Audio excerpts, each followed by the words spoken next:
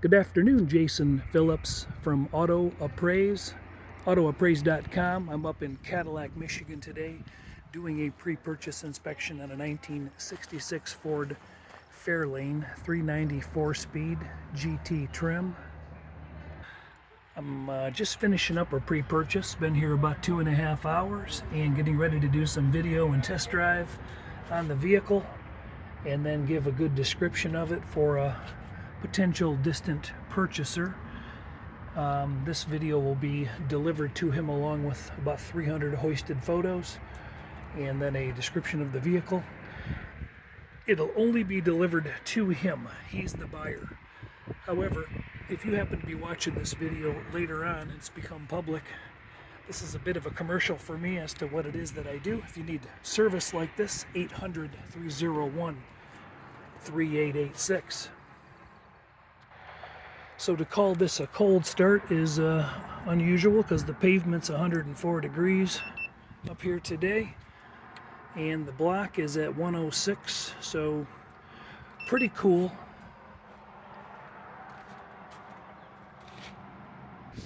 Wind is kicking up again. Mechanic here in the bay reports that they just rebuilt this dual feed Holley carburetor. Vehicle's got an aluminum Fomoco intake. C7AE is the cast date on that. FE352 family of blocks. So quick correction, I was just informed by the owner of the place that this is a consignment car and I'm not allowed to take it off the property, so I'm going to have to do a parking lot drive. So sorry for that because I usually like to take them out, but he said that that's not going to happen. So here we go. It's going to be I'll get as many gears as I can in the parking lot. Let's start under the hood. The antifreeze appeared to be nice and green. The radiator actually looks newer, but the petcock down here is leaking on the threads and it needs to be replaced or taken apart and sealed up. But you're going to have to drain the coolant out of the system for that to happen. The inner structure under the hood, this is an S-Code 390 car, by the way. And so that's pretty cool. Factory spot welds are visible along the shock towers. Inner apron structure doesn't appear to have been changed or hit or molested in any way over the years. Similar scenario on this side of the car. This is an original rubber seal along the core support here with original plastic push-in pins, and you can see the VIN is mounted here, affixed properly on the top of the core support. Front baffle panels, they're in nice shape. I don't really see any evidence of collision damage, and I've got good photos of it up on the hoist. Didn't see any major buckles, wrinkles, or welds, hook marks, etc. underneath on the frame, front or rear, by the way.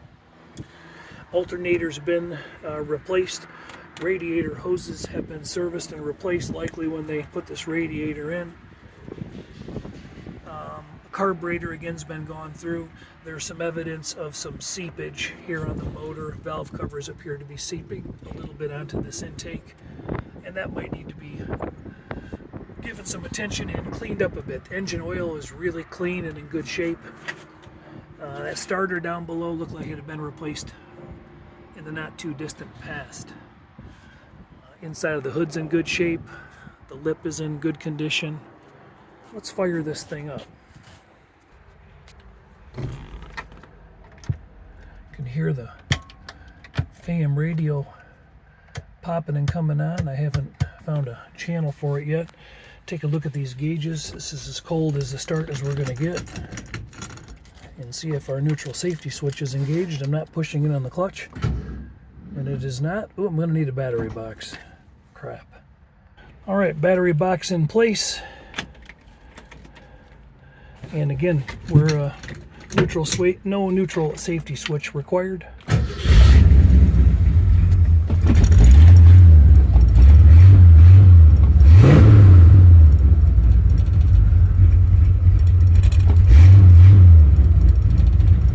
Good 45 pounds oil pressure, water temp still down. Tack is working. is clicking, the fan switch works, all the slides are sliding free, glove box door works, glove box light does not. Gas gauge came up, wipers are 2-speed and they are working. Headlights and tail lights are coming on, turn signals are flashing slow on one side, and we've got a low ground situation on the headlight on the it was on the left side, driver's side.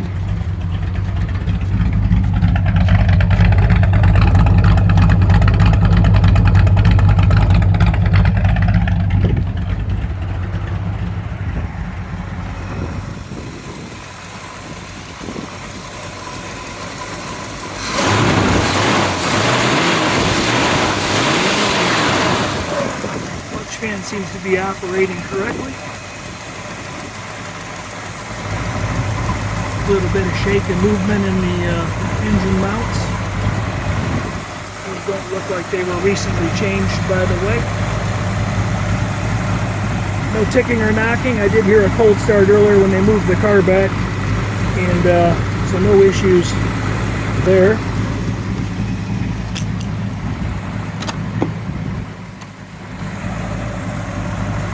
While I'm letting the car warm up, I will show a little bit of the digital paint meter readings.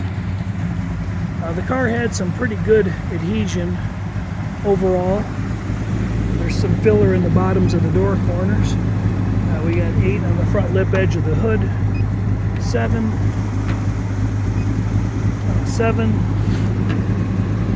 8. Front fenders, 11, 9,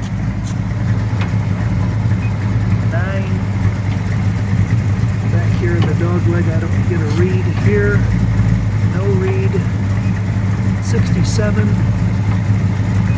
61, 51, so as we come forward, 8. So we've got some repair going on right here in the dog leg of the right front fender. Reflective quality looks pretty nice.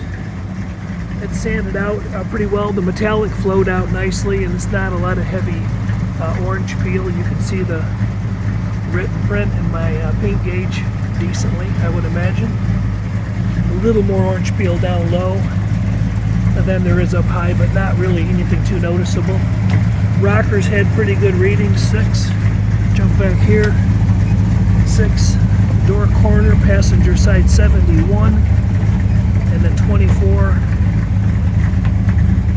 and then 10, 7, jump onto the quarter, 8, 9, 6, dog leg of the quarter 30, and then ahead of the rear tire 7, 25, 17, 7. These quarters have been changed, by the way. Let's go back to this front door corner. I don't remember doing it. 11, 15. Good reflection there. Hinge pins have a little bit of sagging going on both sides. So I can lift up on this door. Got a 1/4 inch of movement, but they close pretty decent. Small contact chip there and there.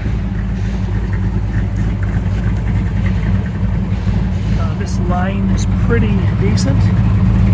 Overlap from the door to the quarter. Minor patina while I'm on the door, a little minor patina on the chrome window frame, but the chrome is in pretty decent shape all the way around the car. Door handles and lock cylinders were pulled prior to the repaint execution. All the window trim appears to have been pulled. Got some trouble with the belt molding on the quarter window on the other side, and the belt molding is missing on the driver's door on the left side of the car. Moving down along the quarter, I've got a couple small photographs of a small crack in the paint down here, but nothing to be too concerned about. Readings are good down here. 7.5, 8, 7, 8.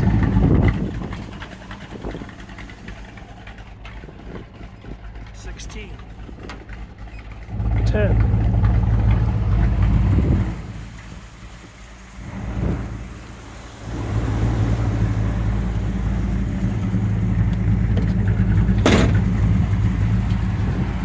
This side of the car mimics the other side mostly.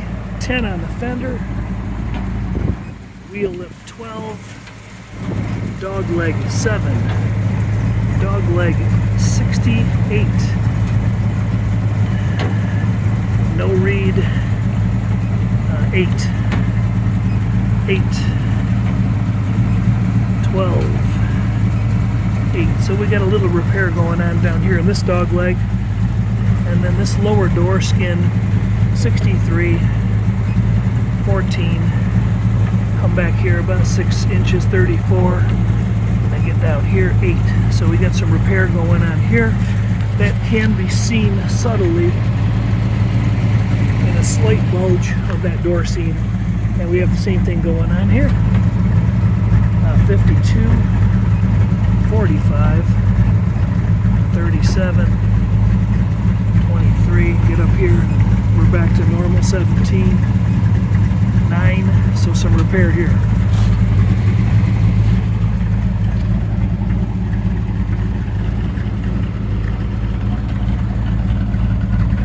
The quarter is in nice shape, the paint is in nice shape, tops of the panels are in nice shape. Alright, it's going to be all fumey back here. I do the trunk right now, but I started the car already. Up here we've got a belt molding issue. When I rolled this window up, it popped this belt molding loose, and that needs to be glass taken out, that affixed back in on the inside of the quarter, and then that'll be the way to remedy that. This one must have come off at some point. This one needs to be replaced. Again, same thing here, the door pins, the doors could stand to be rebushed. Closes okay. Got a little bit of a drop though when you open it up. On the interior of the car, a little bit of dry spray in the jams. Not too bad. Quarter window rubber seals are missing, and then here the pinch weld door cording all along the door opening up here back to the A-pillar is missing. A-pillar rubber seal was changed. Door seals were changed, but these need to be reattached on both sides at the top of the door. Door panels were changed. Original trim tag present. And then the door corner here, you'll see the seam disappears from about here down into here. So that the door skin probably got repaired, and maybe the lower door skin should have been replaced. Don't know how long ago that happened. We'll jump into the interior, and the essence of this interior is a really good Survivor interior. These seat covers, front or rear, none of them have been changed. Original and proper light blue stitching / gray stitching present on the seat covers, and the cushions are still pretty comfortable for being almost 60 years old. Both seats move forward and backward as they should. Seat backs are in decent shape. Both sides look like that. Console light works. Sorry, that's upside down. And the dome light works. Seat belts are date coded correct, 1966, and they do retract. So small amounts of wear, but nothing you wouldn't expect, I don't believe, on a 66 model car in that era. Package trays survived pretty well, just a little bit of wear back there and a little shrinkage on the C-pillar vinyl. You can see it tufting or kind of puffing out there, doing its best to stay connected. This armrest was loose, but it needs to be screwed down. These armrest bases were likely repainted. And then you can see where the kick panel trim, or I'm sorry, the door opening, the B-pillar trim down low is absent. In the trunk is the kick panels, and they're not present inside the car. Clutch pedal, brake pedal, gas pedal all look original. Oil pressure's holding up good, and we're up to about 165 on the temp. We've been running for at least, I think, 10 minutes. I have to take a look. The lens on the dash, nice. Dash pad is nice, no cracks, no cuts or heat shrink, really. Tachometer's working. I had somebody check the brake lights for me, and they are working. There's a small ding here in the face of the glove box. I've got a pretty good photo of it. Not too bad. The glove box works. Original manual is present, or one that looks like the original manual.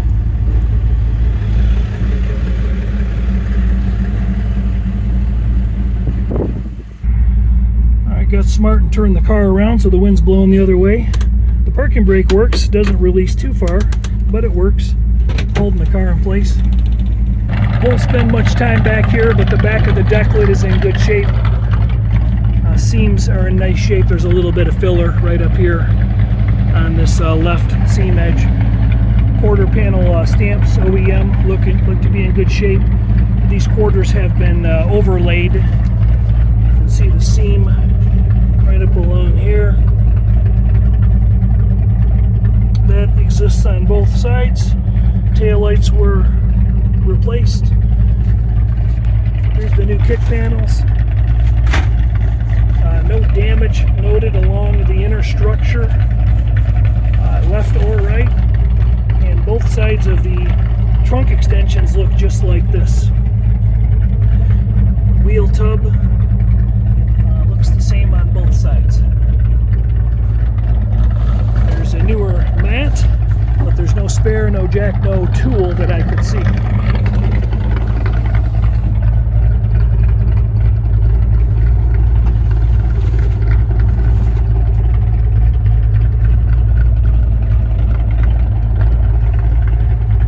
Rubber seal's been changed. All right.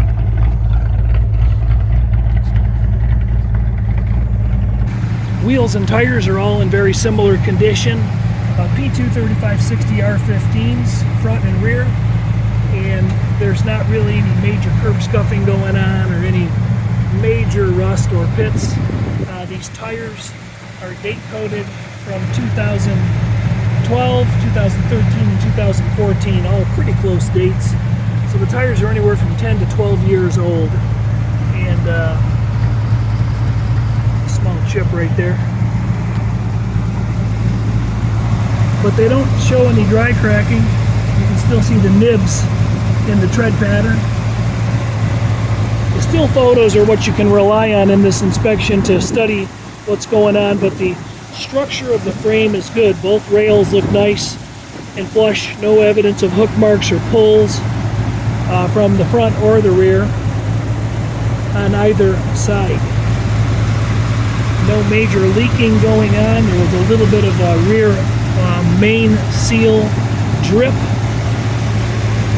The suspension is essentially all stock and original. Maybe somebody put a set of shocks on it 30 years ago and some bushing links. Those were changed, but original riveted ball joints, upper and lower, and the idler arm, that was changed. Tie rod ends are all original and pretty much untouched. Drum brakes appear to have been rebuilt, new rubber lines, and I can see shiny bleeders sticking through the backing plates, which have not been restored. Front and rear. New rear brake line, center rubber line, and then new bleeders in the back too. So some undercoat applied in the wheel tubs. Hard to say what's happening there. Here's a good shot of the reflection. Down low. Slightly more orange peel right in there. Not too much. There's a long clear sag right here.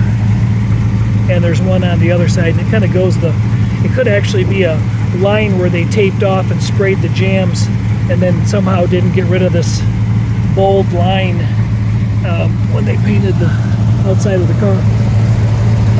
Underbody of the car, I would call it essentially an unrestored survivor. These floor pans in the front were dropped in from the top side, and then some sealer, rubber sealer added in a presentable way. Nothing too horrible. There's a little bit of an oil drip there coming off the inspection cover. The floor pans look essentially the same, left to right, like this. They're stable. There's some rust noted in these floor. Let me see if I get some more light on that. These extensions that come out from the inner rocker structure. Inner rocker structure seems real sound and stable, and there's some rust that's been covered over with undercoat years ago. It doesn't look like anything fresh at some point. But the essence of the floors are solid and stable. I would say it's an unrestored Survivor with some repairs noted. Dual cherry bombs with a balanced pipe, crossover pipe, 1.5 inch, 1.75 inch exhaust, 2-inch or 2.5 inch chrome tips in the back, Ford 9-inch rear end.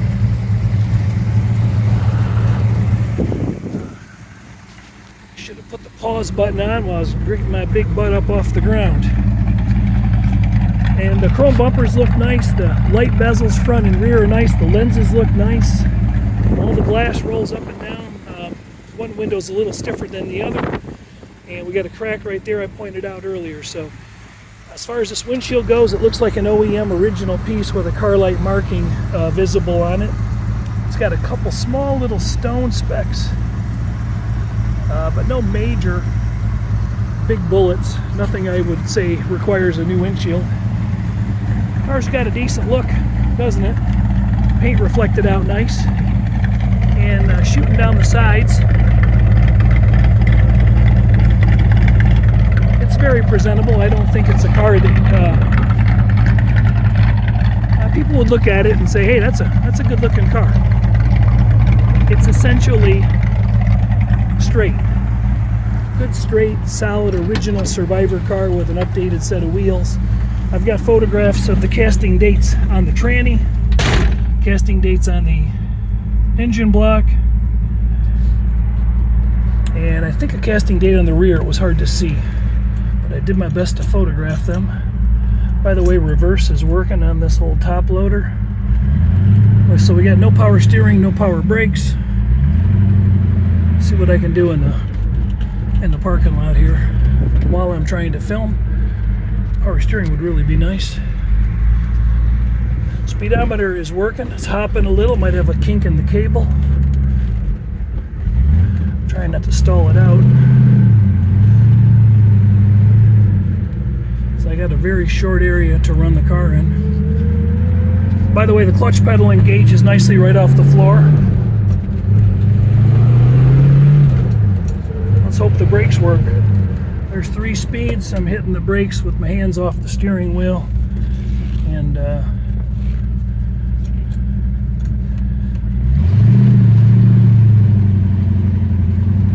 this is not exactly the ideal test drive scenario I would prefer for my client. Alright, I've backed up as far as I can go. Let me see if I can get to 4th gear this time.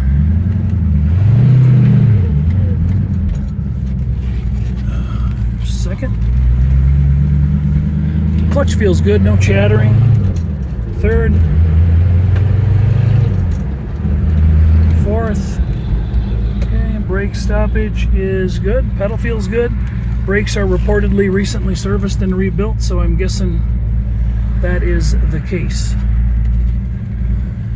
Well, I'm going to go off camera here. Jason from Auto Appraise wrapping up a pre-purchase inspection. I'm going to let the car idle a few more minutes and see if we got any temperature issues, but at this point in time it doesn't feel like we do.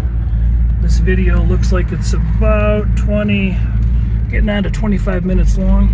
So the car's been running long enough to overheat if it was gonna, and I'm guessing that is not an issue.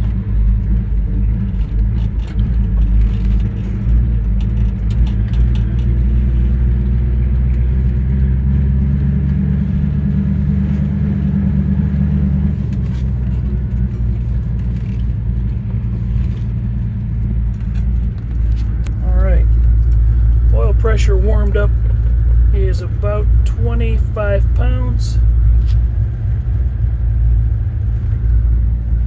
Gas gauge appears to be working. I think I swept the wipers already on both speeds. There they are. Trying the squirters, but I didn't even look and see if there's any fluid in the tank, but the switch is not frozen. There's our fan working. And those are flipping and throwing some dust out. That's nice.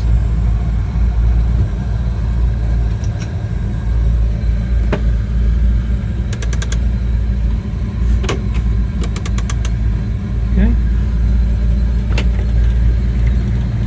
That about wraps it up for me. Jason from Auto Appraise, 800-301-3886.